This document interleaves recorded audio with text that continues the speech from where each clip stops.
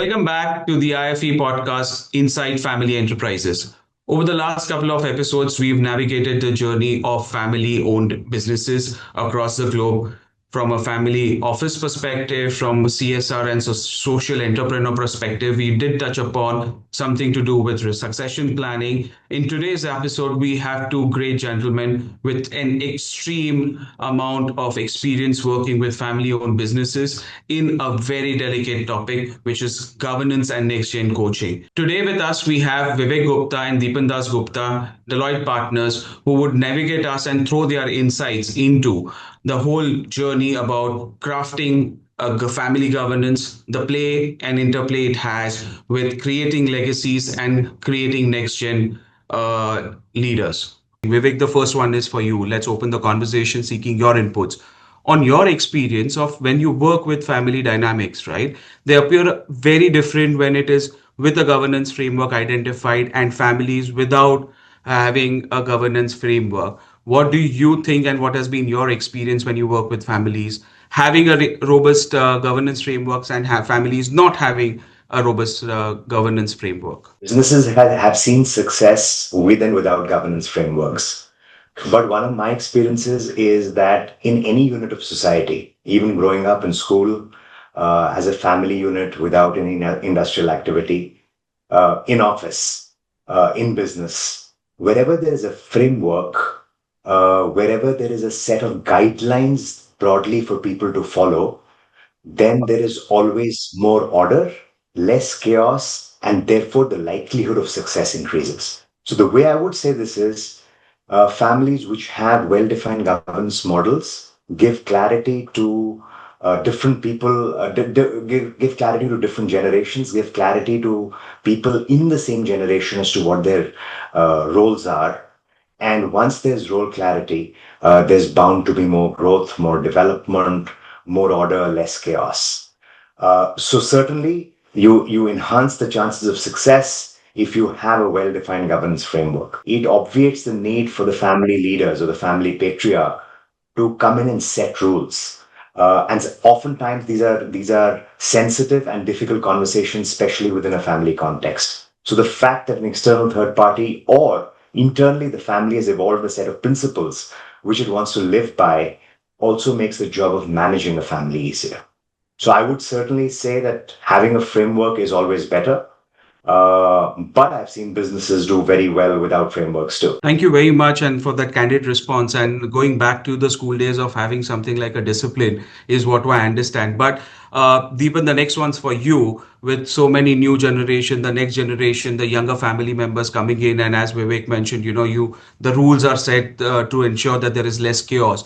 How do you involve younger family members in governance discussions, especially if they aren't yet in the leadership roles? Yeah, thanks, Parthiv. That's a great question, and one that more families are finally starting to ask, I think, right? Traditionally, if you see governance in family businesses, it was reserved for the senior members, those in active leadership roles or in promoter or ownership positions, right? But that approach, it often delays engagement and leaves the next generation almost feeling like outsiders in the system that eventually they'll inherit, right?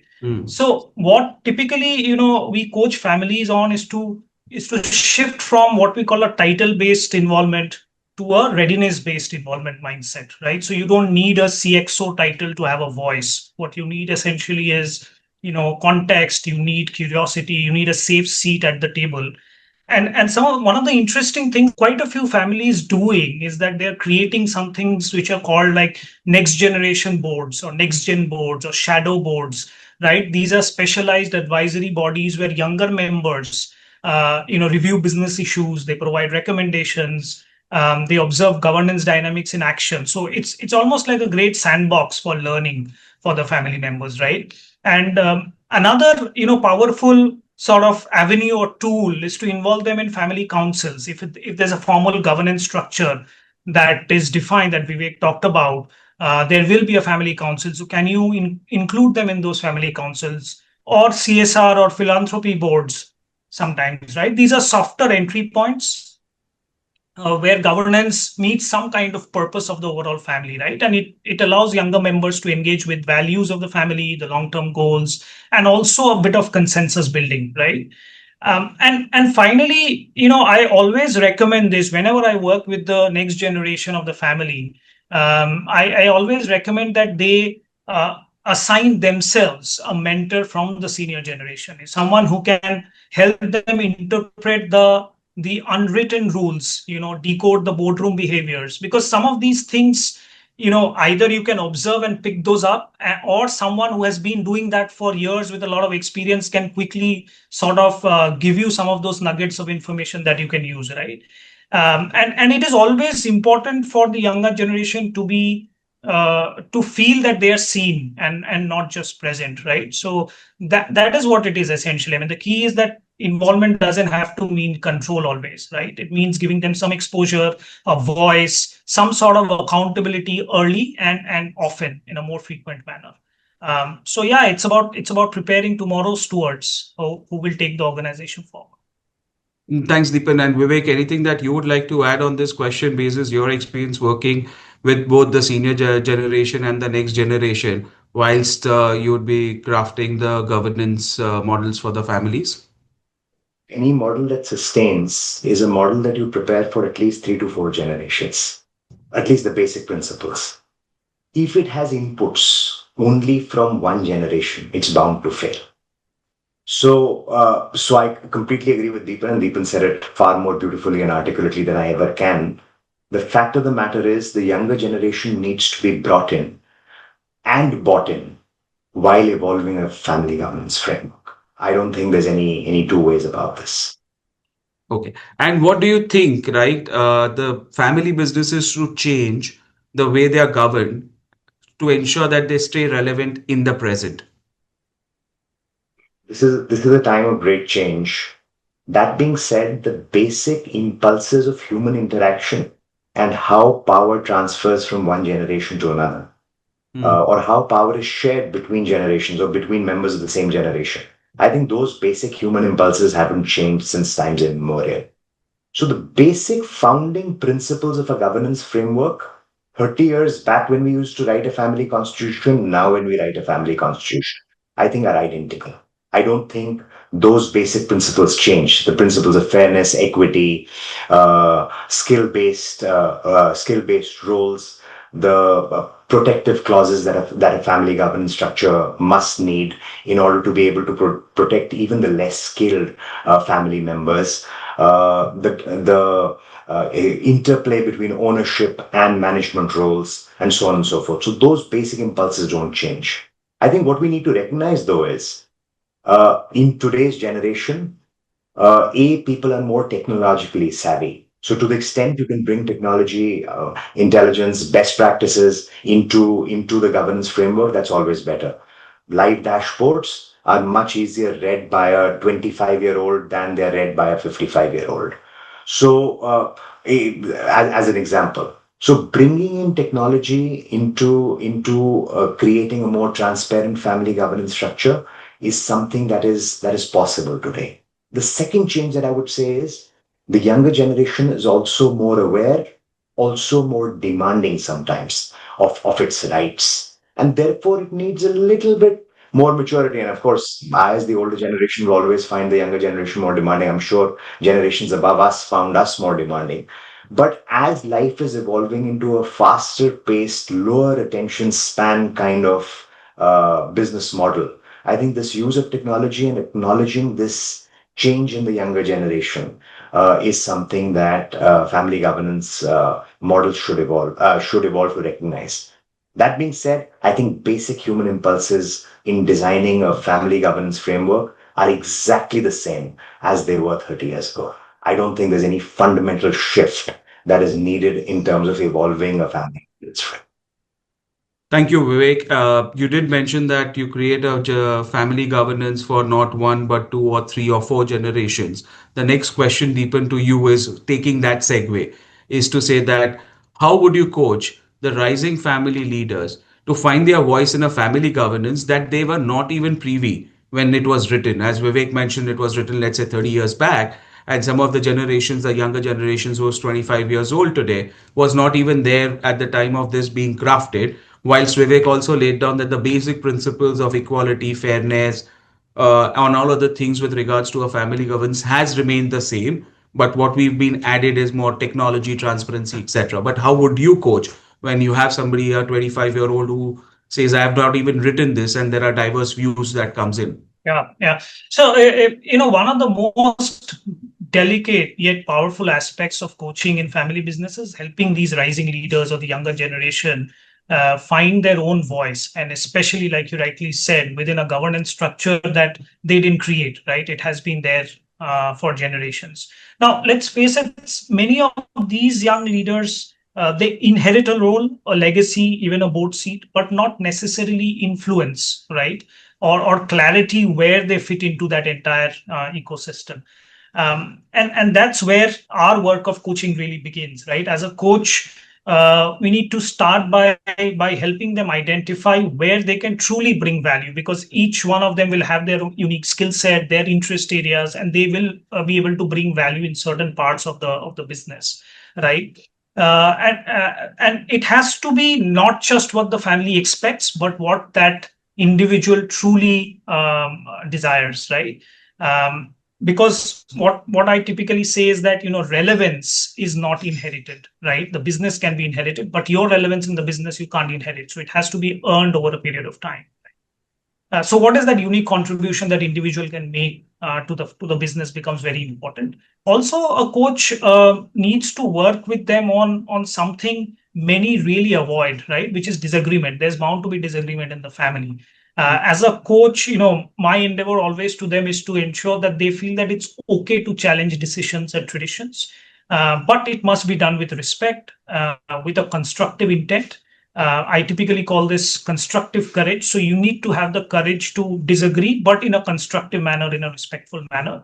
And how we typically do it is we simulate high stakes conversations. Let's say, for example, a conversation, a simulation in which you're disagreeing with an uncle in a boardroom, or proposing a bold new idea to a family council, right? And how would you do that? How would you speak up? Right. And it's not just about what you say, but how you say it becomes very important. So a lot of behavioral aspects is what we really focus on as we coach the next generation, especially the younger generation that is entering the family today, the family business today, right? um, Eventually, I think the deeper shift happens when they realize that they're not just here to continue a story, right?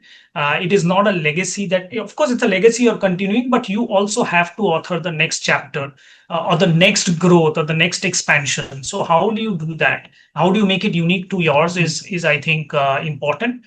And the question always we encourage them to think is that when your next generation comes in, what would they think of your time in the business? How did you contribute, right? So it is about evolving, but with grace, with clarity, and a voice that's truly unique and your own, right? That's broadly what the construct of coaching today is, right? So yeah, I would share these observations. Yes, and just one more point to that, to your specific question on what happens if the younger generation finds that the old governance framework that was laid out and defined at a time when they were not contributors to it, what happens if they find it that it doesn't work? The answer is very simple. There are three types of, or there are two types of elements, and then there's one type of change. There are two types of elements that we write up in a family constitution. One is the fundamental ethos of the family. That can't change. So if the fundamental ethos is that beyond a point, the family will have a certain rule for family members to either participate in or not participate in a certain business, they will have a certain ownership management construct. That is fundamental ethos. That can't change. Now, you may have certain rules to say roles will be on this basis. This is the second bucket. Roles will be on XYZ basis. Each family member must have done at least an MBA to be able to come into the family business. You will start off the family business at XYZ level, and often there are families who will sort of rotate family members across various functions in an organization, starting at junior, mid management, etc. Those are rules that are effectively changeable, because those are rules that are more, let's say, impacted by the dynamics of how the world is operating.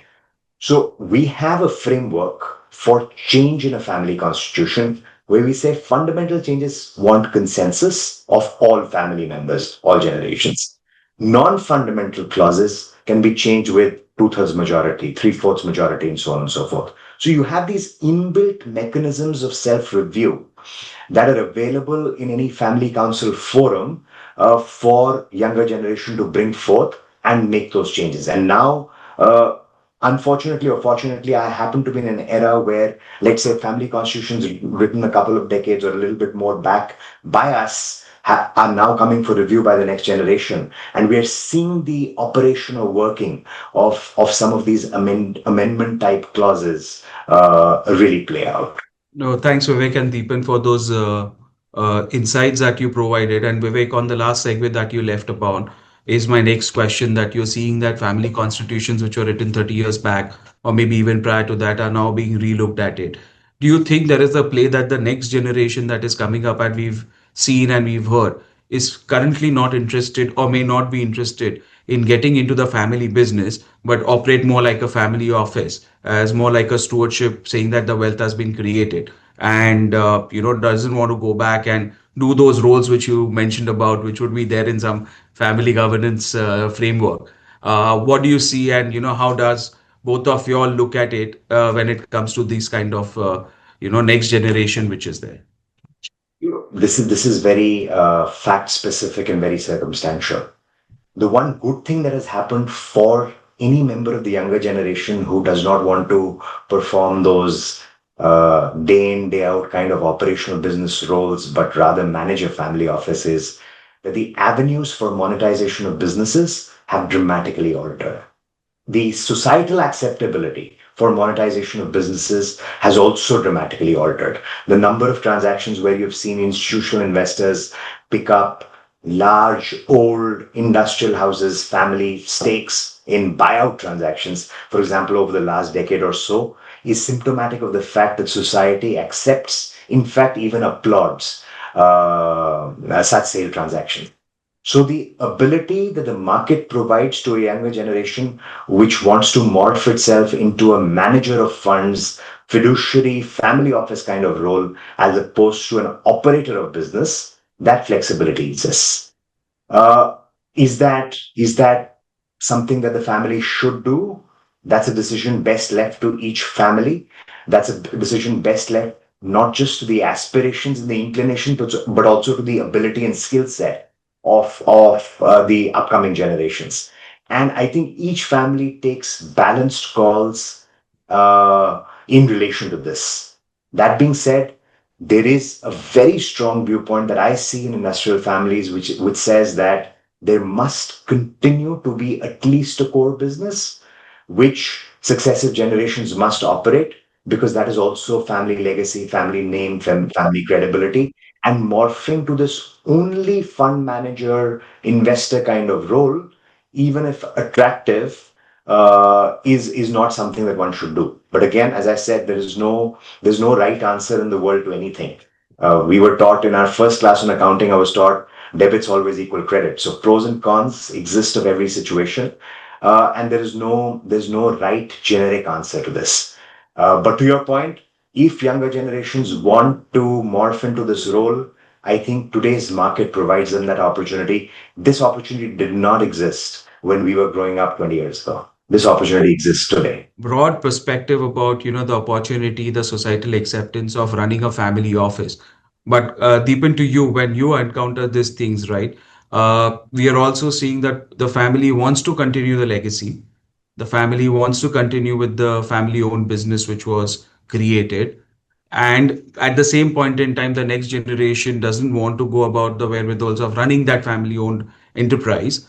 In that situation, what have you seen? How does the migration happens from a family-owned to a professionally managed and operated entity?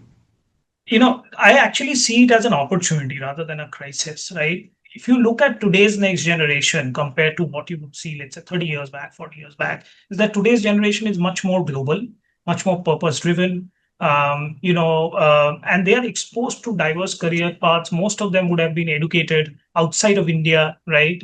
And joining the family business is actually no longer an obligation. It is a choice that is in front of them, right? Um, but to recognize that choice, families also need to shift the approach on how they think about, succession planning, right? It is important. You can't go with the traditional succession planning route that successor is always going to come from so and so part of the family, right? Or they are Mm. going to come and succeed into a business that the previous generation would have built, right? And what we are seeing is a lot of these progressive family-owned businesses are focusing on what we call alignment before assignment, right? Before assigning a role or before assigning a board seat, it is important to align with the next generation on what they are driven with or what their interests are. For example, if someone is really passionate about, let's say, sustainability, right? Can the business carve out a green vertical? Or if the business has been doing some peripheral or fledgling work around sustainability, can now that become part of one of the core ethos of the business, right? Or if they're more tech savvy, can they take up digital transformation role for the business, right? To start with, I'm saying. I've seen examples where someone who is very tech savvy, very interested in design, digital marketing, the organization almost invested and created a digital marketing agency for that individual to run, right? So these kind of spaces or opportunities are available, and the family office is the best body to decide on whether these opportunities can be invested in or leveraged, right? So I think that is important. um, what I'm also seeing is that a lot of families or family-owned businesses are getting more and more comfortable with non-family or professional CEOs and CXOs, creating space for family members to play more or less let's say a board level role or a governance role or an innovation kind of a role without a full-time executive path. So those paths are also available in organizations today, and families are recognizing that, right? So I mean, yes, it's not that every heir is keen to lead the organization, but with the right mix of autonomy, a niche kind of created, something which is more relevant to that individual. Families are learning to steward both the business and the individual. I think I like how Vivek put it. It's a fine balance, right, between what the individual wants to do versus what the business needs. So how do you create that balance, right? Because succession, after all, isn't about just cloning or copy pasting the past, right? It's about curating the future. So you have to leave a future, a platform where the individual successor who's coming in can succeed. So yeah, that's what I'm seeing families, you know, pivot or change as far as succession planning is concerned or next generation is concerned. However, I think one thing I will call out very clearly is that there are families which set clear career paths, clear expectations. Sometimes they also conduct assessments to find out where the gaps are in the next generation, invest in those through coaching, as we spoke about. Some even mandate external work experience requirement, right? So all of these are critical because, the idea is that you don't have to join an executive role, right? But if you do, there is a certain bar that you have to meet, right? Without qualifying for that bar, you cannot join. So that credibility has to be established. Or if you don't want to join, there are other avenues which can be carved out for you. You can be part of the family office. You can take up a different vertical, right? Or you can even establish a new vertical which you are interested in. But if you do join an executive role, then you will have to meet that standard or bar. I think that is important. Great insights, Yes. Deepan. Thank you. Vivek, the last one of this podcast series to you. We did talk about some statistics at the beginning. Only 3%, of the families actually move on to the third generation and of onwards. And you did touch upon legacies, and you spoke about family governance moving on to the next, generation coming in, changing, etc., which are being relooked today. How do you think the family governance and creating a legacy have a bridge with each other? Creating a legacy means you operate for a certain minimum period. You want to create structures where you can operate businesses perpetually, actually. Not 10 years, not 20 years, but 50 years and 100 years and more. Uh, any such structure works only if there's a framework. And family governance is just the exotic term that consultants like Deepan and Parthiv use to define that framework. That is all.